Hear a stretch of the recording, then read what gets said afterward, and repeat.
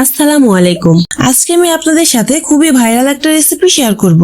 Online অনেক বেশি viral হয়েছে এই দুবাই স্পেশাল কুনাফা চকলেট। আজ আমি একদম কম খরচে আর একদম সহজ পদ্ধতিতে এই দুবাইয়ের ভাইরাল কুনাফা চকলেট তৈরি করে দেখাবো। আশা করছি আমার আজকের রেসিপি আপনাদের কাছে অনেক বেশি ভালো লাগবে। এখানে আমি পরিমাণ মতো হোয়াইট চকলেট নিয়েছি। স্টিলের পাত্রে মেল্ট করার চেষ্টা করবেন, কারণ স্টিলের পাত্রে তাপ শোষণ ক্ষমতা বেশি হয়ে থাকে। আমি চকলেটটা মেল্ট করে নিয়েছি। এখন এই মেল্ট করে রাখা চকলেট প্রয়োজন মতো দিয়ে দেব।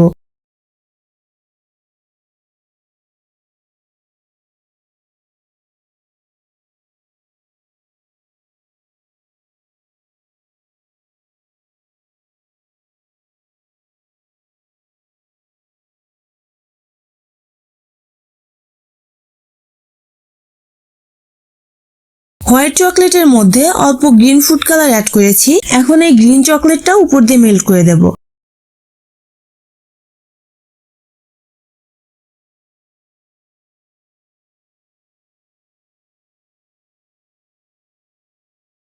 এখন এই মোল্ড নর্মাল ফ্রিজে রেখে দেব 10 থেকে 15 মিনিটের জন্য। এখানে আমি পরিমাণ মতো ডেইরি মিল্ক নিয়েছি।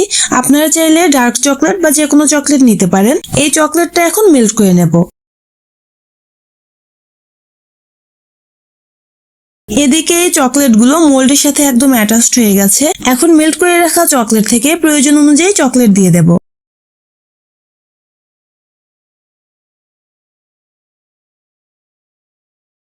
চকলেটগুলো দিয়ে হালকা ট্যাপ করে নিতে হবে, তাহলে একদম পারফেক্ট ভাবে চকলেটগুলো সেট হয়ে যাবে। এখন এই মোল্ডটা ফ্রিজের নর্মাল চেম্বারে রাখবো 10 থেকে 15 মিনিটের জন্য। এখানে আমি কয়েকটা পেস্তা বাদাম সামান্য তেলে ফ্রাই করে নেব। এরপর চকলেটের কুনাফা রেডি করার জন্য সেমাইগুলো ভেজে নেব। এখানে আমি প্যাকেটে লাচ্চা সেমাই ব্যবহার করেছি। সেমাইটা হালকা ভেজে নিয়ে পরিমাণ মতো চিনি দিয়ে দেব। এখন এই সেমাইগুলো কিছুক্ষণ নেড়ে চেড়ে হালকা ব্রাউন কালার করে ভেজে নেব।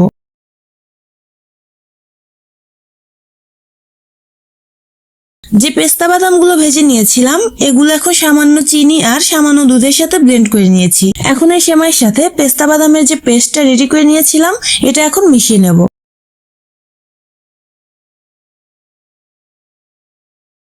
আমার এখানে যে হোয়াইট চকলেট বেঁচে ছিল সেটাই মিশ্রণের সাথে অ্যাড করে দেব।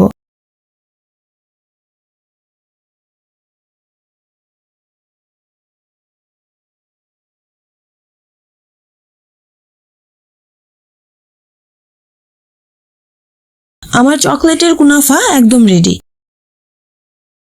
এদিকে চকলেটগুলো সেট হয়ে গিয়েছে। এখন রেডি করে রাখা কুনাফাগুলো দিয়ে দেব।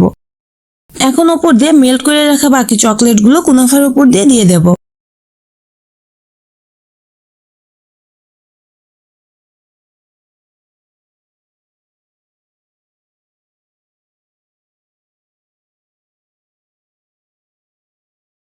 এখন এটা ফ্রিজে রেখে দেব 2 থেকে 3 ঘন্টার জন্য।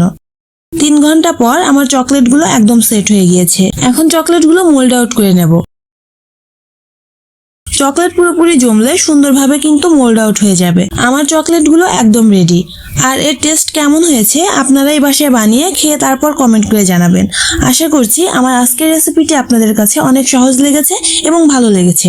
রেসিপিটি যদি ভালো লাগে তাহলে একটা লাইক দিয়ে চ্যানেলটা সাবস্ক্রাইব করে দিবেন আর কমেন্ট করতে ভুলবেন না। সবাই অনেক ভালো থাকবেন। আল্লাহ হাফেজ।